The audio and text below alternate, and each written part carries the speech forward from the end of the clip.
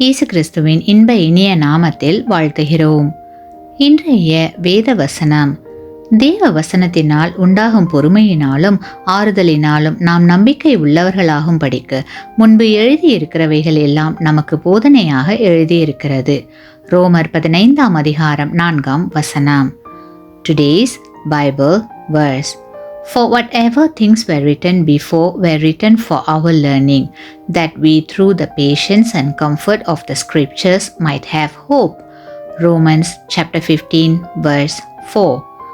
நடுக்கடலில் சிறு கப்பல் ஒன்று வேகமாக ஓடிக்கொண்டிருந்தது. பனிமூட்டம் கப்பலை முழுவதுமாக மூடியிருந்தது.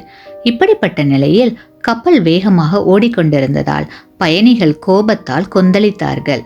அங்கே இருந்த மாலுமி ஒருவரை பார்த்து, இப்படிப்பட்ட பனிமூட்டம் இருக்கும் போது நீங்கள் கப்பலை இவ்வளவு வேகமாக ஓட்டிக்கொண்டிருக்கிறீர்களே, விபத்து ஏற்பட்டு விடாதா என்று தங்கள் கவலைகளை தெரிவித்தார்கள். அப்பொழுது அந்த மாலுமி, கப்பலின் நடு கம்பத்தின் உச்சத்திலே கப்பல் கேப்டன் உட்கார்ந்திருக்கிறார். இந்த பனிமூட்டம் கொஞ்ச தூரத்திற்கு தான் இருக்கிறது. அதற்கு மேல் பனி எதுவும் இல்லை. மேலே உட்கார்ந்திருக்கிற கேப்டன் கடலை தெளிவாக பார்க்க முடிகிறது. அவர் பார்த்து கொண்டிருக்கிறார். அவர் சொற்படிதான் நாங்கள் கப்பலை ஓட்டிக் கொண்டிருக்கிறோம். நீங்கள் பயப்பட வேண்டாம் என்றார். கிறிஸ்துவுக்குள் அன்பான சகோதர சகோதரிகளே, நம் வாழ்க்கையில் நம்மை சுற்றிலும் வேதனைகளும் வருத்தங்களும் நம்மை அழுத்தி கொண்டிருக்கலாம்.